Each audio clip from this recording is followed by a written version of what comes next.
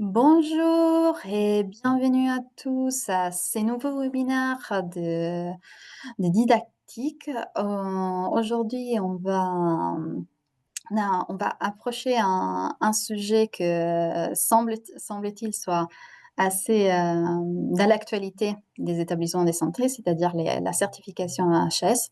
Et on va l'aborder autour des 2 points, autour des dispositifs invasifs, donc la bord vasculaire et les drainages urinaires, et notamment on va redécouvrir ensemble les bonnes pratiques qui feront qu'on va pouvoir répondre notamment aux critères 2.3.14 autour de la bonne application des bonnes pratiques, des, autour des dispositifs invasifs de la part du personnel soignant. Donc moi, pour me présenter, je suis Valentina Zeta, je suis responsable marketing vente de la société didactique qui propose aujourd'hui ces webinaires. Et je suis accompagnée par le docteur Pascal Jean, donc, qui est consultant technique et scientifique avec un parcours à la fois comme pharmacien hospitalier, pharmacien industriel aussi, et qui nous accompagne aujourd'hui et qui animera aussi ces webinaires. Donc, on attend encore quelques secondes pour laisser le temps aux personnes de rejoindre les webinaires. Je vous rappelle que on va avoir une première partie, donc les présentations, et les dernières 5-10 minutes, ils vont être dédiés à vos questions. Donc, si vous avez des questions à n'importe quel moment pendant la présentation, vous pourrez les écrire dans les petits box que vous avez normalement en bas ou en haut de votre écran, selon votre visualisation écran. QR. Donc, dans QR, vous pouvez écrire toute question que vous aurez à n'importe quel moment. Voilà, donc c'est 17h02, donc je pense qu'on peut commencer les webinaires et je laisserai du coup la parole au docteur Pascal Jean. Oui, bonjour à tous, Pascal Jean, donc pharmacien. J'ai longuement travaillé chez Didactique, une quinzaine d'années, et aujourd'hui j'ai une mission de consultant chez Didactique pour des sujets techniques et scientifiques. Alors nous,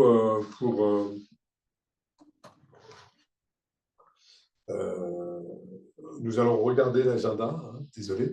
Alors une petite introduction qui vient d'être faite par Valentina Alzeta, et ensuite on va regarder plutôt observer les critères pour la version 2020 de l'HAS, avec, pour votre information, la version du cadre qui est de 2024, puisque ça a été révisé, cadre de la certification. On va regarder ça, les critères en particulier, prévention du risque infectieux en ce qui concerne le drainage urinaire et en particulier le système clos, et prévention du risque infectieux, l'abord vasculaire. Alors, le rôle du SPIADI, on verra ce que c'est plus exactement, vous le savez sans doute, mais c'est toujours bon de préciser les, les anagrammes de produits, la désinfection de la ligne de perfusion, les bonnes pratiques de pose de cathéters périphériques et centraux, et on regardera comment on peut s'appuyer sur des référentiels très consensuels, j'allais dire, pour répondre aux différents critères.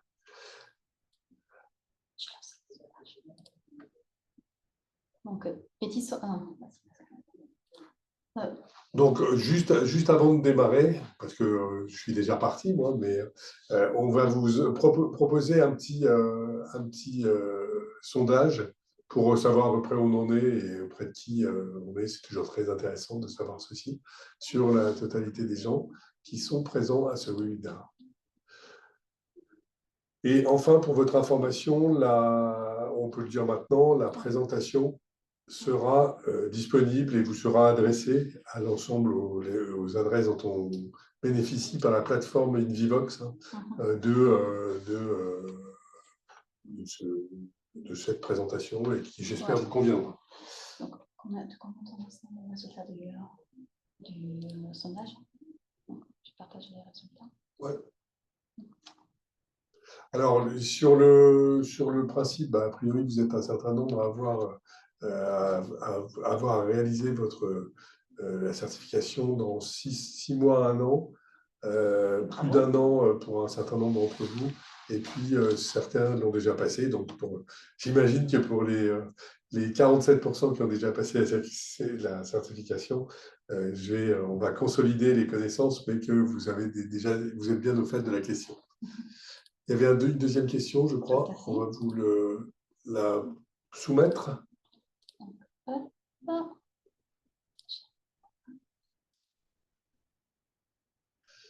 Alors, quels sont les obstacles que vous avez rencontrés? Est-ce que c'est des obstacles de type matériel ou manque de matériel? Est-ce que c'est un problème de temps dédié à la formation des équipes? Ou est-ce que vous avez d'autres critères qui seraient intéressants? Et là, vous pouvez peut-être les spécifier dans la boîte questions-réponses.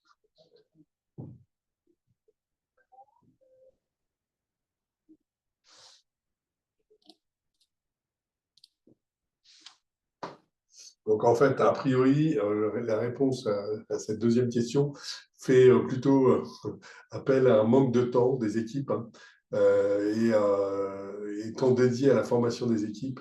C'est vrai que par les temps qui courent, je pense que dans tous vos établissements de santé, il y a peu de temps dédié à la formation et peut-être peu aussi sur la préparation de la certification. Voilà, on va arrêter le sondage et puis on va rentrer dans le vif du sujet tout de suite. OK, merci pour votre participation. Je peux l'enlever OK. Donc, on sait très bien l'HAS, certification des établissements de santé, c'est l'une des missions de l'HAS, certification ISO-PE. C'est dans la mission 3, j'allais dire, mesurer et améliorer, sachant que la première étant l'évaluation des produits de santé, la seconde étant la recommandation de bonnes pratiques diverses et variées, dont les vaccinations, dont les pratiques, etc. Et puis, mesurer et améliorer, c'est les domaines d'activité. Certification des hôpitaux et des cliniques, c'est ce qui nous intéresse particulièrement. L'évaluation des établissements et des services sociaux et médico-sociaux, et puis définir des indicateurs de qualité et de sécurité. Accréditation des médecins et des équipes médicales pour les spécialités à risque et information des usagers sur la qualité des prises en charge.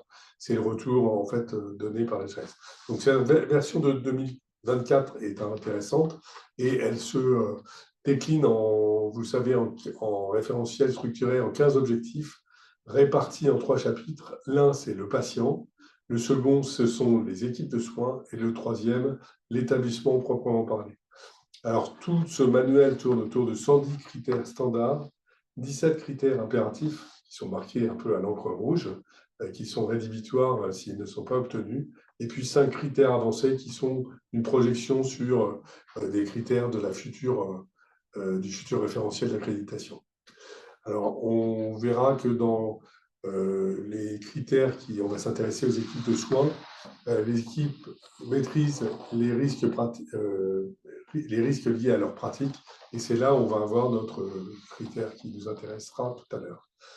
Les critères, vous les connaissez, chaque critère comporte une fiche signalétique avec son arborescence, donc rappel du chapitre, l'intitulé du critère, les paragraphes, etc. Si c'est un standard, un impératif ou un critère avancé. Les résultats attendus dans le principe, les patients, les cibles, patients, professionnels, gouvernance, représentation des usagers, et puis ensuite les méthodes d'évaluation, patient traceur, parcours traceur, traceur ciblé, audit, système, observation. Les indicateurs qualité et sécurité de soins, marqueurs complémentaires à l'évaluation. Et puis en fait, on a les références de suite, les références HAS, les références légales et réglementaires qui sont précisées, qui permettent de savoir si, logiquement, si on respecte la plupart des référentiels légaux, réglementaires et de l'HAS, on obtient dans le principe on compile, on répond aux critères d'évaluation. Le process d'accréditation se déroule, mais il est toujours bon de le rappeler, en 4 phases, hein. L'engagement de la procédure de certification par l'établissement, l'évaluation, en proprement parler, entre l'HAS et l'établissement de santé, suivi d'une communication de l'équipe des experts, puisque l'HAS vous communique les experts et les experts visiteurs.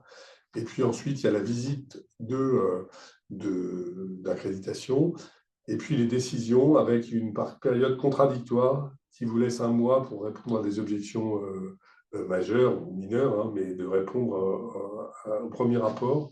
Et ensuite, il y a une notification et diffusion de la déclaration de décision du rapport avec soit certifié, avec ou sans mention, une certification sous condition avec une visite reprogrammée entre 6 et 12 mois, et puis non certifiée, visite reprogrammée dans les 12 à 24 mois, mais là, c'est plus critique pour les établissements de santé.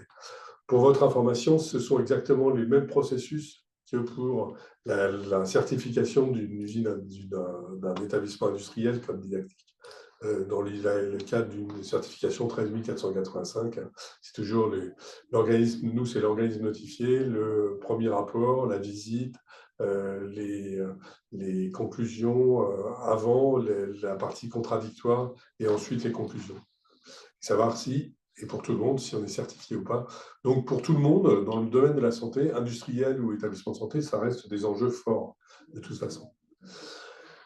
Sur le résultat des courses, on l'obtient. Alors là, on a pris un exemple, comme c'est public maintenant dans le cadre de Caliscope, on a pris un établissement le plus gros de Normandie, hein, qui est le CHU de Rouen, qui n'est pas du tout, qui nous permet de voir un peu comment se déroule le rapport, qui est lisible par tout patient, hein, c'est complètement public maintenant. Donc voilà ce que ça donne à peu près. Et avec, on a toujours en 3 volets, la restitution, là c'est pour l'activité globale du CHU de Rouen. Donc sur l'établissement, sur le patient, c'est de l'ordre de 90% de le respect du patient, son implication, etc., le traitement de la douleur, etc. Et puis, il y a ensuite les équipes de soins.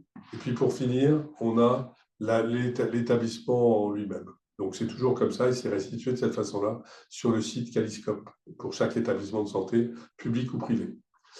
Alors, en ce qui concerne ce référentiel pour la prévention des infections associées aux soins, on a les premiers chapitres où les équipes de soins maîtrisent les risques liés à leur pratique. Et pour ceci, on débute par un critère qui est... alors, j'ai pris ceux qui concernaient la prévention des infections. Hein. Donc, c'est le critère 2, 3, 10, c'est sur l'hygiène des mains, par exemple. Donc, on a une fiche, hein, et on a les référentiels, par exemple. Vous voyez, on décline. L'importance et les bonnes pratiques de l'hygiène des mains sont expliquées au patient et son entourage. Donc, ça, c'est la partie patient. Il y a les traceurs, les observations, et on a aussi les référentiels réglementaires, hein, les guides de la DGES, et puis aussi les recommandations de la SF2H. Et à chaque fois, on a le référentiel. Si, normalement, on est compliant à ces critères, normalement, il n'y a pas de raison d'être en dehors de la validation du critère. Un autre, c'est par exemple le critère maîtrise les risques infectieux en appliquant les précautions adéquates, standards et complémentaires. Donc là, vous voyez que c'est un critère impératif. Hein. Donc ça, c'est vraiment un des 15 critères impératifs. Donc c'est indispensable d'être compliant avec ceci. Et on a les référentiels aussi, en particulier la mise à jour des précautions standards qui datent qui sont de mémoire. 2017. 2017, oui, c'est ça. Le juin 2017, c'est les dernières. Évidemment, s'il y avait des nouvelles, il y aurait une actualisation de la fiche. Donc, il faut suivre un peu les deux, mais ça fait partie et les précautions standards sont communément admises. Un autre critère, ce sont les bonnes pratiques d'antibioprophylaxie avec les actes aux actes invasifs. Hein, ça concerne essentiellement les chirurgiens et les anesthésistes. Hein. Et là, on a un référentiel qui est clairement identifié dans la fiche. C'est le référentiel de la SFAR pour en quel cas on fait d'antibioprophylaxie, oui ou non.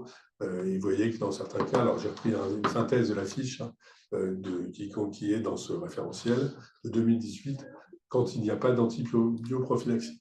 Donc si on suit bien et si on prend le temps, j'allais dire, de bien suivre les fiches et tous les critères, il y a en général, la clé, elle est au bout dans les référentiels. Un autre critère, ça va être le 2.3.13, c'est les équipes maîtrise du risque infectieux lié au circuit des dispositifs médicaux invasifs.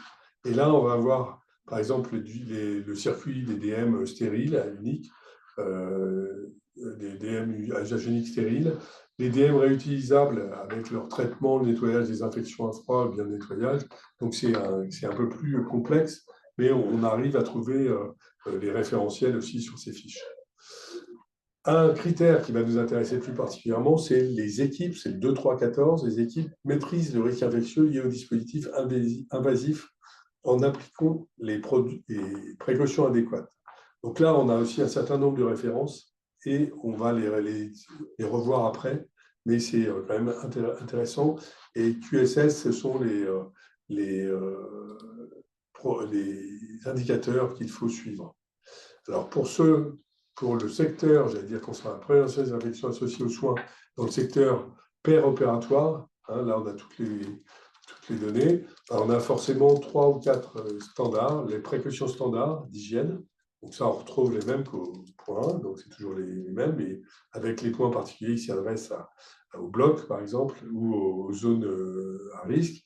Les phénomènes, les guides comme celui de la qualité de l'air, c'est de 2015, le guide gestion opératoire du risque infectieux de 2013, toujours des recommandations de la SF2H.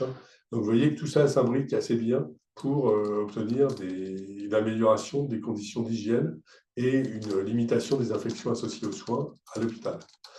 Alors, pour la prévention des infections associées aux soins, on est aujourd'hui dans une stratégie qui n'est pas d'aujourd'hui, qui date de 2022. C'était un plan stratégie nationale de 2022-2025, prévention des infections et antibiorésistance. Donc, on voit que c'est deux focus extrêmement importants du ministère de la Santé et de la Solidarité et de la Santé, avec aussi par le réseau de la prévention des infections et de l'antibiorésistance, et le REPIA, développé par Santé publique France. Il faut bien articuler tous ces organismes, ministère de la Santé, Santé publique France, etc. Au bout d'un moment, on arrive à rentrer dans une logique et à bien comprendre tout ce que ça signifie, mais il faut souvent reprendre les anagrammes pour s'en souvenir.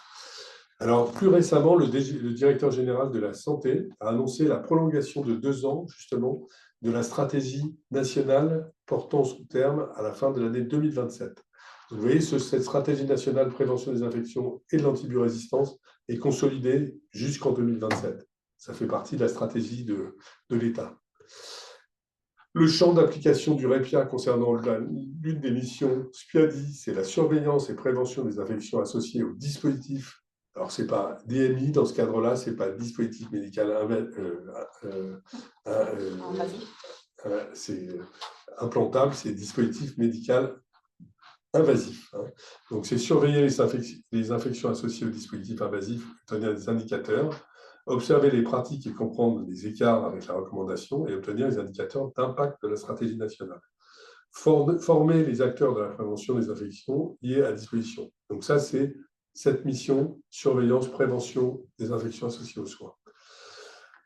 Alors, si on regarde pourquoi on a pris cet exemple des équipes maîtrise du risque infectieux et le dispositif invasif en appliquant les précautions adéquates, on se rend compte qu'il y a des priorités au niveau national, en particulier le fait qu'aujourd'hui, il y a à peu près 470 000 infections associées aux soins par an en établissement de santé, soit c'est quand même 5%, de l'ordre de 5% des patients hospitalisés. Donc, ce n'est pas négligeable et c'est la raison pour laquelle, dans ce plan, il va y avoir des priorités. Et autour de ces 470 000 IAS par an, on a isolé un certain nombre de critères, par exemple, bactériémie. Alors, dans ce diagramme, il faut intégrer que c'est une enquête de 2022, dans laquelle on avait encore les infections associées, les Covid, j'allais dire contractées en établissement de santé. Donc, ça, c'est important. Et on a isolé les autres principales causes, parce que ça, j'imagine que ça a baissé, parce qu'on n'a pas encore les résultats. Mais on voit bien sur ce diagramme que la priorité numéro 1, c'est les infections urinaires. La seconde, c'est les pneumonies, hein, acquises pendant l'hospitalisation. Ensuite, c'est le site opératoire. Donc ça concerne plutôt la partie péropératoire, ou la préparation du patient, etc. Et ensuite, le cathétérisme, qui constitue encore à peu près 12% des infections associées aux soins. On voit ensuite, ceci permet d'orienter les... Alors, dans le rapport HAS, ce qui est intéressant, c'est que, bien sûr, on n'évitera jamais toutes les infections associées aux soins, parce qu'il y a des patients qui arrivent à l'hôpital dans un état important, et puis il y a des risques sur certaines grosses interventions, certaines procédures de réanimation, etc. Et il y a plus de risques que quand on est chez soi de contracter des pathologies de ce type, hein. Et c'est... mais on estime aujourd'hui qu'il y en a 20 à 30%. Alors, si on se met au milieu, c'est 25%. Donc, ça fait quand même sur un total de, on a dit tout à l'heure, en gros 500 000, ou 470 000 divisé par 4, ça fait allez, 115 000 qui pourraient être évités, 120 000 qui pourraient être évités. Donc, d'où l'intérêt d'orienter les priorités sur les dispositifs invasifs et les procédures qui les mettent en œuvre dans les domaines du sondage urinaire, des infections respiratoires, de la mort vasculaire. Pour la gestion de la prévention en lien avec le site opératoire, étant donné la complexité des procédures, non seulement les actions seront importantes aussi bien sur les DM eux-mêmes, mais sur le traitement, le nettoyage, voire la stérilisation, l'usage unique, que l'organisation, les circuits du patient et la maîtrise de l'environnement, que ce soit le bio-nettoyage, le traitement de l'air, la qualité de l'eau. Donc ça, c'est un peu plus complexe et ça nécessite vraiment des équipes pluridisciplinaires et en particulier l'intervention des équipes opérationnelles d'hygiène au sein des établissements, avec les praticiens, avec les soignants, etc. On abordera, nous, deux points, parce qu'on n'est pas des spécialistes de l'abord respiratoire. Hein. Aujourd'hui, j'allais dire, ce n'est pas notre job. Donc, j'estime qu'on n'a pas les compétences entre guillemets, pour les défendre. Donc, on traitera la partie sondage urinaire et abord vasculaire. Pour les infections associées au drainage urinaire, en fait, il y a des référentiels objectivables, hein, pour réduire cette infection, et ce sont des consensuels qui sont affirmés depuis 2015 à peu près. Il y a les ROCO, c'est des sociétés savantes d'urologie, Association française d'urologie, Société de pathologie infectieuse de langue française, SF2H, ROCO de 2015, et certaines ROCO sont consolidées par l'Association européenne d'urologie, reprise en 2021 par le CPS Auvergne-Rhône-Alpes, etc. Et on a un certain nombre de documentations. Alors, ce qu'il faut savoir aussi, c'est que il y a un certain nombre de référentiels aujourd'hui grâce à Internet. C'est tout à fait accessible et on a pratiquement toutes les billes pour travailler correctement au sein d'un établissement. Chez les industriels, c'est un peu plus compliqué parce que nous, il faut qu'on ait accès aux normes, aux référentiels normatifs, et ce n'est pas disponible sur Internet. On doit acheter auprès de l'AFNOR toutes les normes, etc., pour pouvoir savoir si on est compliant par rapport aux règles de l'art. Aux recommandations 2015, on en a repris quelques-unes. Donc ça, c'est important. Déjà, en prérequis, on va rappeler ce que c'est que le sondage vésical à demeure, hein, qui consiste à introduire et à laisser en place une sonde dans la vessie. Hein, donc elle reste en place un certain temps. On verra combien de temps. Et puis, le sondage vésical évacuateur ou itératif, qui consiste, lui, à vider la vessie à l'aide d'une sonde, dite sonde vésicale, ou à l'aide d'une sonde hydrophile, dans le cadre du sondage itératif chez des patients ou résidents d'EHPAD, etc., qui sont soit qui ont des problèmes d'incontinence, soit qui ont des problèmes neurologiques. Et puis le sondage évacuateur, on verra que, mais dans certains cas, on fait un sondage évacuateur au bloc opératoire, une intervention par exemple qui peut durer 3 heures sous anesthésie générale, on va vider la vessie, mais ça va être des sondes, entre guillemets, ce que certains appellent les sondes aller-retour. Et puis derrière, on va prendre des collecteurs d'urine pour recueillir ces urines. Le second système, c'est pour des sondages à demeure. On va utiliser des principes de sondage vésical clos pour un sondage à demeure, c'est-à-dire un système qui consiste à ne jamais déconnecter le collecteur d'urine ou sac collecteur ou poche à urine, hein, il y a différents vocables. Urine bag pour les anglo-saxons, c'est plus simple, et de la sonde, et qui doivent rester solidaires pendant toute la durée du sondage, avant la pause, de façon aseptique, jusqu'au retrait inclus de la sonde.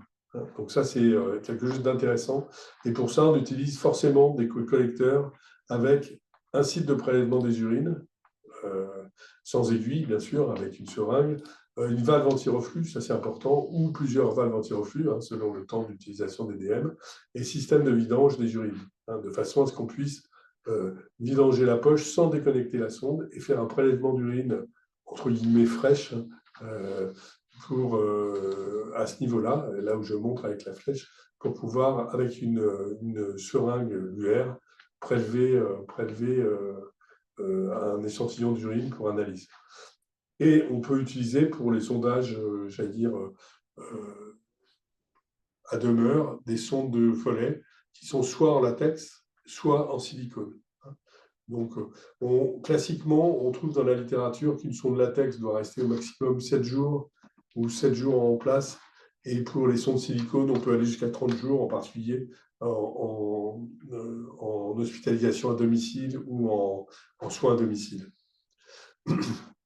Alors, dans les recos, il est fortement recommandé de ne pas mettre en place un drainage vésical chez un patient qui a une mission spontanée et qui n'a pas de résidus post-mictionnels. Donc, c'est-à-dire qu'on ne doit pas, on sait déjà qu'il ne faut pas sonder à tort et à travers. Il n'est pas nécessaire de mettre un drainage systématique en dehors des situations suivantes: chirurgie pelvienne ou urétro-vésico-prostatique, anesthésie générale supérieure à 3 heures, chirurgie à risque hémorragique pour une surveillance de la diurèse, bien évidemment. Il est fortement recommandé de ne pas mettre en place un drainage vésical permanent chez un patient avec une atteinte de la moelle épinière ou un autre trouble de la vidange vésicale, pouvant bénéficier, ce qu'on avait vu tout à l'heure, d'un sondage intermittent. Ça, c'est important. Possible, en cas de drainage, d'effectuer un drainage urétral ou suspubien. Il est fortement recommandé l'ablation du drainage dès que possible et d'utiliser des cathéters hydrophiles pour le sondage intermittent. Et c'est à peu près ce qui est fait partout chez les fabricants. Nous, Didactique, on ne fabrique pas et on nous ne commercialisons pas de sondes urinaires, mais tous vos fournisseurs de sondes sont avec des produits hydrophiles. Il est fortement recommandé de ne pas utiliser de cathéters imprégnés d'antibiotiques ou de sel d'argent. Ça, c'est vraiment franco-français, mais on n'est pas du tout anglo-saxon là-dessus. On n'aime pas beaucoup les antiseptiques ou les surfaces qui sont avec un biocide interne, et on préfère utiliser des produits neutres. Il est recommandé de ne pas utiliser préférentiel un type de cathéter. Donc, vous voyez, on peut utiliser soit du silicone, soit du latex, hein, il n'y a pas de question. Il est fortement recommandé d'utiliser le système clos. Donc ça, c'est vraiment ce qu'on dit tout à l'heure. Et ça, c'est un niveau de preuve élevé. Et d'effectuer la pose stérile du cathéter. C'est 2 points fondamentaux en ce qui concerne le sondage à demeure. Il est fortement recommandé de ne pas effectuer le changement systématique planifié de la sonde. Donc, il est recommandé de pratiquer le désondage nocturne des sondes entre 22 heures et minuit après chirurgie urologique ou en fin de nuit dans les autres cas. Ça, c'est une recommandation aussi. Alors peut-être qu'elle n'est pas souvent connue, mais elle existe fortement. Il est fortement recommandé de changer la sonde dans le cas suivant: obstruction, infection symptomatique, après on va avoir une chirurgie urologique en cas de bactériurie. Recommandé de ne pas faire d'instillation vésicale d'antiseptiques et d'anti-infectieux à titre préventif. Toujours, on n'aime pas les antibiotiques à titre préventif. Hein. De ne pas utiliser d'antibiotiques ou de probiotiques à visée prophylactique de l'infection urinaire chez le patient sondé. Donc ça, c'est quelque chose d'important aussi. On n'utilise pas d'informations. Donc généralement, si on respecte la totalité de ces recommandations pour le sondage urinaire, alors ça veut dire sélectionner les bons produits, sélectionner les bonnes pratiques. On voit qu'il y a des temps d'utilisation. Il y a aussi un point important, il est important, mais ça, vous le faites tous, j'imagine, c'est de remettre en cause, déjà noter quand est-ce qu'on pose une sonde urinaire. Ça fait partie du dossier patient et ça fait partie d'un des argumentaires de la HAS. Est-ce qu'on pose une sonde? Quand est-ce qu'on la dépose? Est-ce qu'il y a un incident, par exemple une infection urinaire pendant le sondage, etc. Tout ça, c'est à consigner dans le dossier patient. Et une chose importante, c'est aussi de remettre en question le sondage urinaire pratiquement de façon quotidienne. C'est-à-dire que dans un staff, on doit dire, est-ce que le patient, on lui laisse sa sonde ou on lui retire? Donc ça, c'est un point important dans ces recours. Pour la prévention des infections, je vais assez vite, mais on essaye d'avoir l'essentiel et vous aurez bien sûr tout le support à disposition.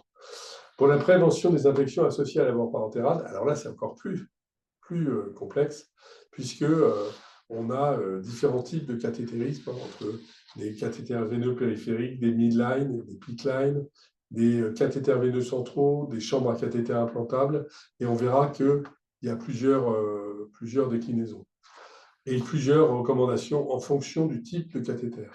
Alors, on rappelle que les cathéters de courte durée sont des cathéters veineux périphériques, c'est la plus grosse cavalerie au sein des établissements de santé, mais on a aussi des midlines qui sont juste au-dessus du pli du coude, dans une veine profonde, et ils s'arrêtent à la hauteur de l'épaule, ne va jamais pas jusqu'au corps. Le pansement doit être fait de manière stérile, une fois par semaine au minimum, sa durée de vie, enfin au maximum, parce qu'on essaye d'éviter de retoucher au pansement.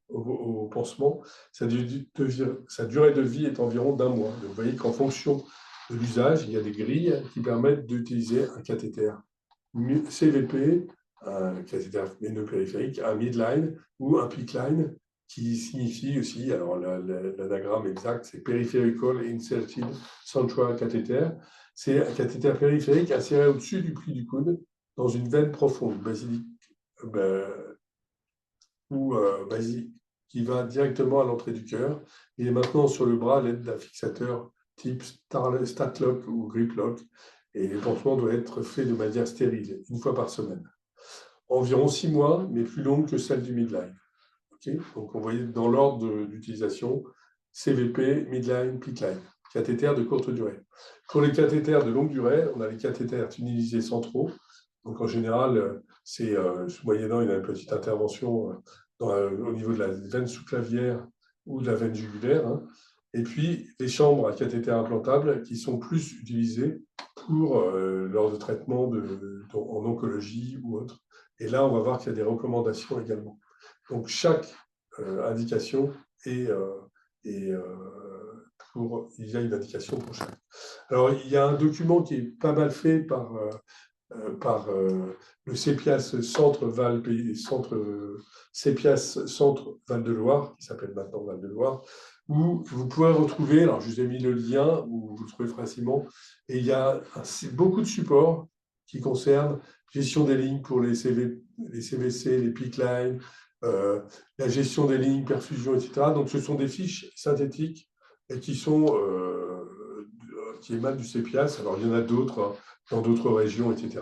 Mais je pense qu'on peut trouver chaussure à son pied assez facilement en consultant ces lignes. Alors j'ai pris un exemple, hein, celle du CEPIAS justement de cette région centre, pose d'un cathéter veineux périphérique, il y a tout le prérequis. C'est du basique, mais c'est de l'essentiel quand même.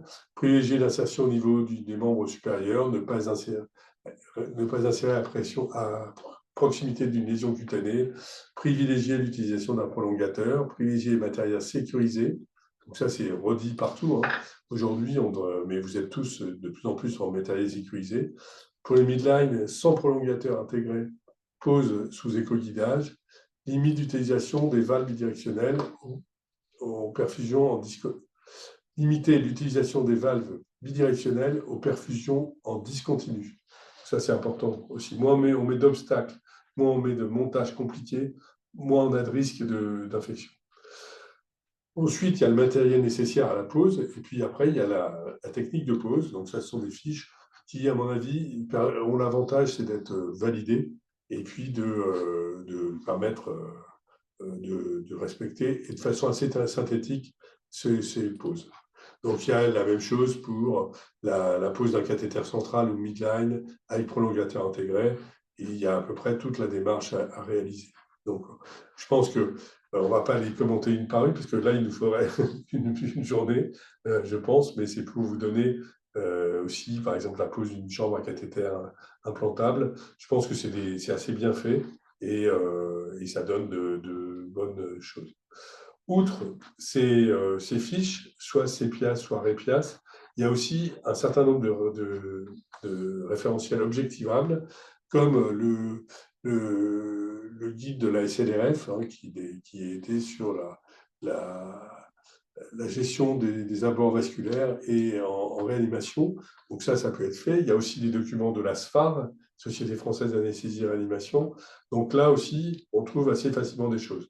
Mais il y a surtout aussi, et ça c'est ce qui est donné dans le manuel de certification de l'HAS, toutes ces recommandations de la SF2H qui sont relativement récentes, hein, 2012, 2019, 2020, ça ce sont les dernières.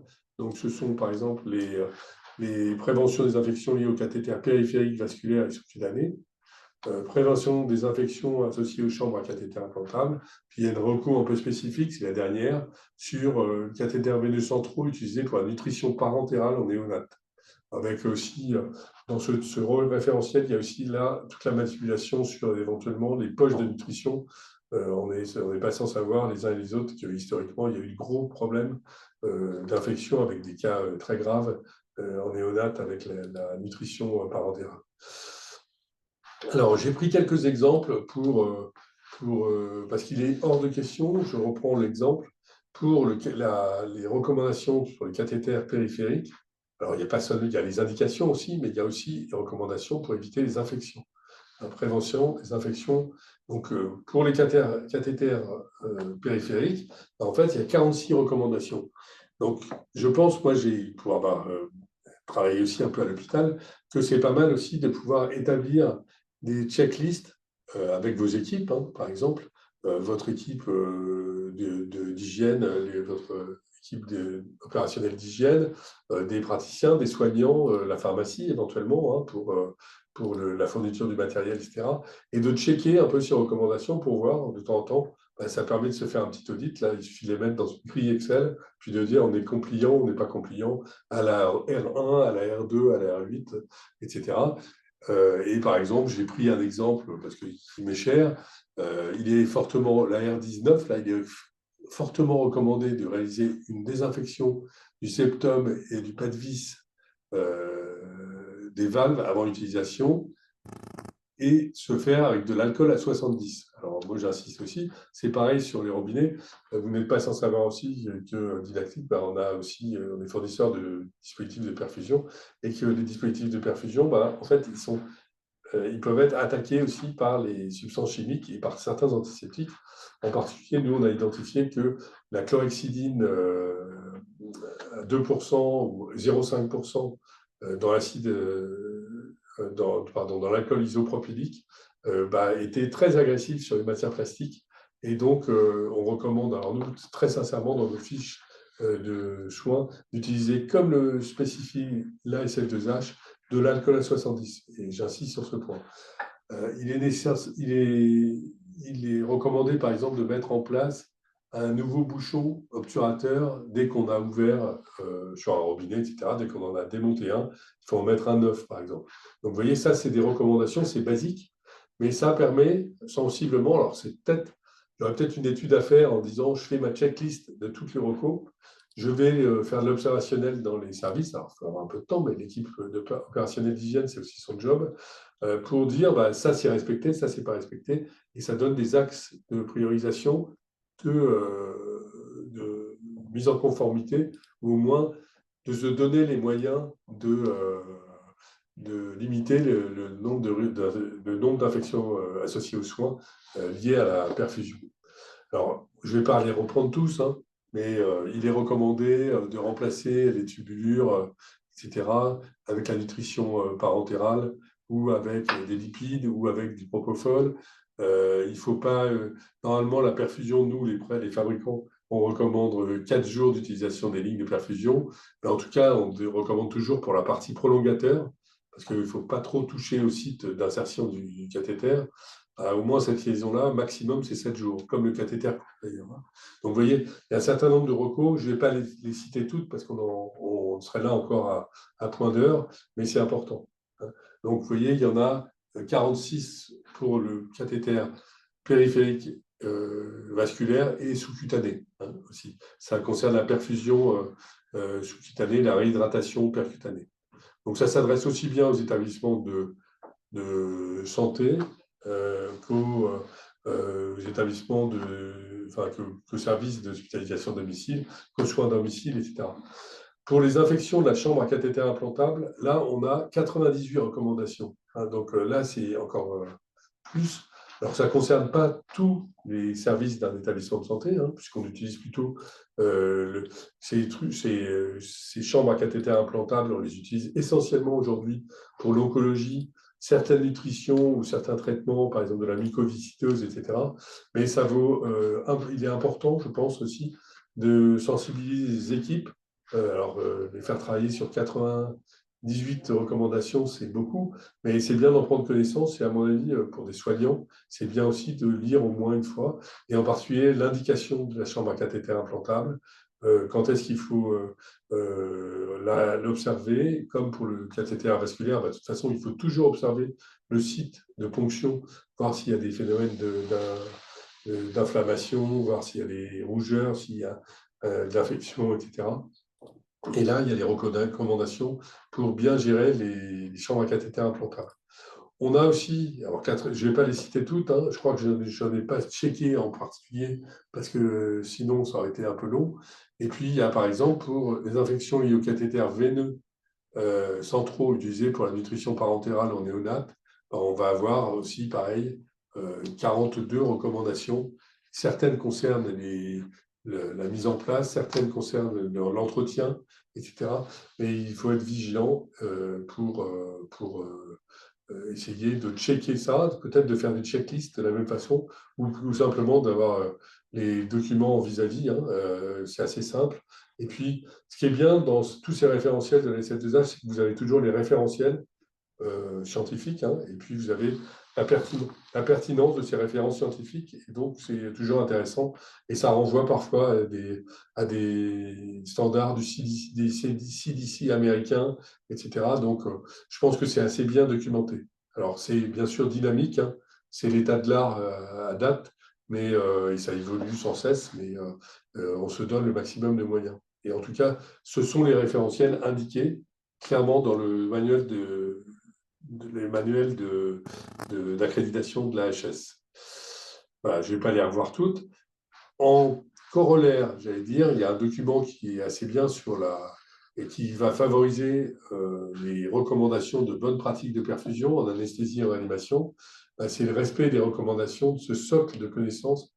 C'est parce qu'il s'indique fort socle de connaissances. Vous voyez qu'il est relativement bien consensuel, parce qu'il y a la Société de réanimation en langue française, il y a la SFAR, il y a Europharmat, il y a la SFPC, etc. Donc on a un panel de sociétés savantes qui ont travaillé sur ce document qui est de 2016. Évidemment, c'est dynamique. Et ce document, il colle assez bien avec les recours de la PHP de Paris, hein, qui datent un peu maintenant, mais qui sont toujours là. Et puis les recommandations aussi, les guidelines, vous avez je sais pas comment dire, des modules de e-learning sur le site de l'Omedit Région Centre sur les bonnes pratiques de perfusion. Et le respect de ces recommandations se favorise aussi. Il y en a sur la partie limitation du risque infectieux en perfusion. Je pense que c'est un ensemble, mais il faut s'aider du guide HAS, il faut s'aider des référentiels SF2H et aussi de ce type de guide un peu consensuel. Juste une annexe pour définir des termes, sepsis, septicémie, antisepsie, asepsie, etc. Ça, ISO, nous, ça veut dire autre chose chez nous, mais chez vous, c'est infection du site opératoire. Ça permet de parler le même langage. C'est toujours le risque de ces abréviations. Dans le principe, j'en ai terminé pour la présentation. Ce que je vous propose maintenant, c'est de prendre quelques questions. On est dans les temps, approximativement, et puis je vais peut-être rendre la main pour Valentina pour d'éventuelles questions.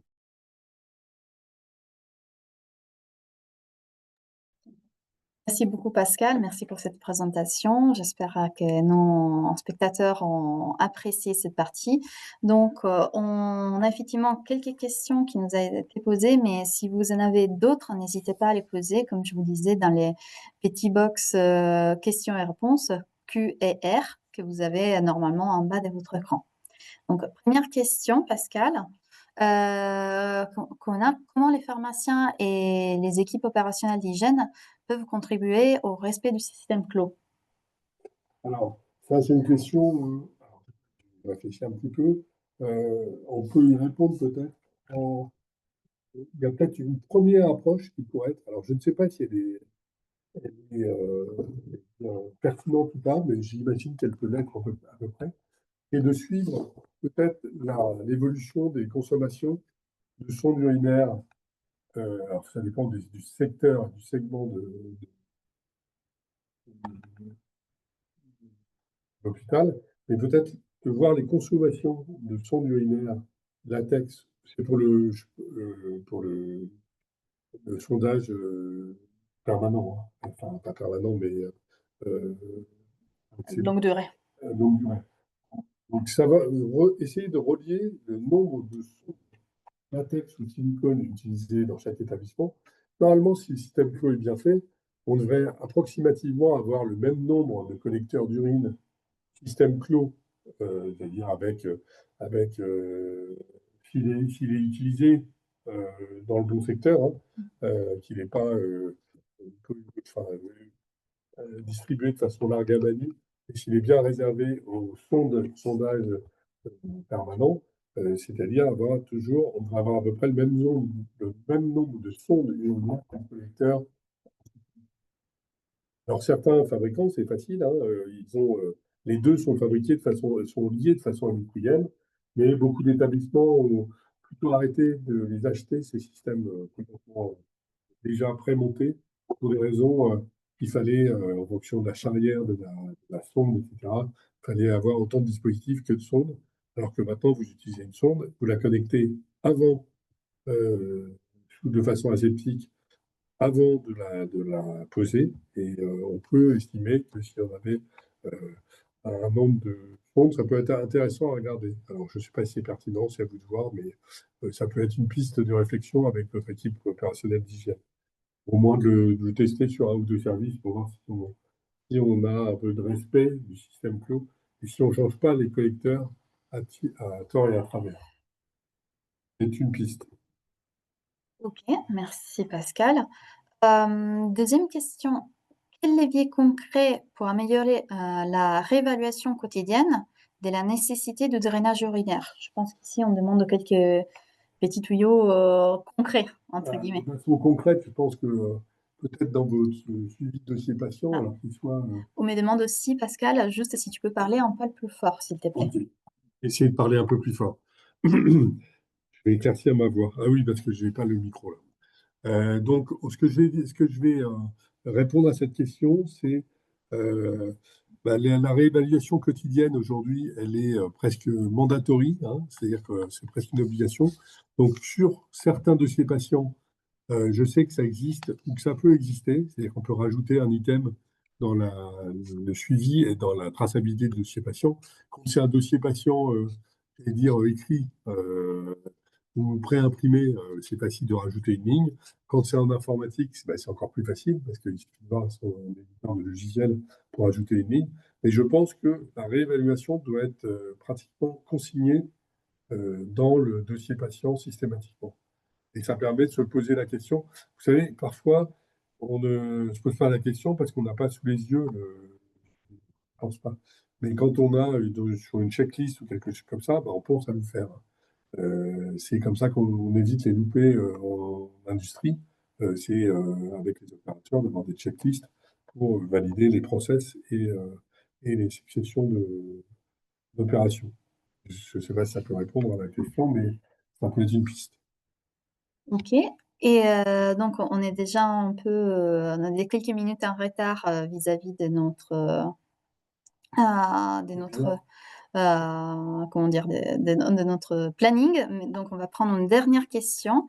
Donc, celle que j'ai, c'est quelles sont les pratiques de traçabilité les plus adaptées pour démontrer lors de la certification la conformité avec les critères 2.3.14. Donc, c'est les critères qu'on vient de voir sur les dispositifs invasifs. Déjà, sur ce qu'on peut dire, c'est aussi mandatory dans le référentiel HAS d'indiquer quand on pose une sonde dans le dossier patient, quand on la retire aussi, normalement. Et puis aussi, c'est la même chose que ce soit pour une sonde urinaire ou pour un abord vasculaire, d'assurer le suivi. Alors peut-être que aussi, on peut essayer, je pense que l'idée de checklist par rapport au point de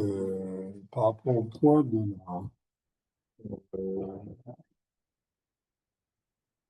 moi, c'est fait que ça peut pas le faire. Par rapport au point de la, à ce point-ci, j'ai mon chargeur de batterie qui n'est pas chargé, désolé. Donc ça va être plus agréable. Sur le principe, je pense que le fait de faire des checklists, par exemple des recommandations SF2H ou des recommandations, ce qu'on a vu des sociétés d'urologie, ben, c'est peut-être une piste pour pouvoir objectiver aux personnes qui auditent, hein, euh, aux auditeurs de votre référentiel d'accréditation, aux visiteurs, hein, les inspecteurs visiteurs, c'est peut-être de leur montrer que vous suivez et que vous faites de l'audit en établissement, par service, par exemple, ou par campagne. Peut-être que c'est pas tout. Vous savez, il y a des fois, on fait des procédures, on donne une fréquence. On peut le faire, par exemple, on fait 3 services chaque année, on peut faire 5 services une autre année, etc. Essayer d'avoir un planning avec une checklist qui est la procédure. Par exemple, vous pouvez même l'intégrer dans votre système qualité, hein, qui permet de suivre au moins et de pouvoir auditer et de pouvoir tracer le fait qu'on audite. Et je pense qu'il ne faut pas des systèmes, des usines à gaz. Alors, soit c'est en informatique, c'est encore mieux, ça va plus vite à faire pour faire les synthèses, mais ça peut être une piste. Et puis de reprendre les critères, et puis sinon, bah, de consigner dans les dossiers patients, hein. Ben, on fait, on fait ce que l'on dit et on écrit ce que l'on fait. Et je pense que c'est peut-être le mal du siècle, mais il faut écrire ce que l'on fait pour pouvoir objectiver et prouver qu'on fait bien les choses. Voilà, je pense que c'est en quelques mots ce que je peux vous répondre en fonction de cette présentation. Merci beaucoup Pascal. Donc, bien évidemment, si vous avez d'autres questions, nous restons à votre disposition. Vous pouvez nous contacter pour avoir plus de renseignements ou même si vous voulez poser une question encore au docteur Jean, c'est tout à fait possible. Vous nous envoyez un mail, on fera en sorte de vous répondre. Donc, les webinaires arrivent à sa fin. J'espère qu'on a pu vous apporter de la connaissance au niveau de ce qui est la certification vis-à-vis des dispositifs invasifs à bord vasculaire et drainage urinaire. Les supports de présentation vous seront envoyés par email d'ici quelques jours. Et bien évidemment, il y aura également un replay à disposition. En tout cas, je te remercie Pascal et je souhaite à tout le monde une bonne soirée. Merci beaucoup à tous. Au revoir.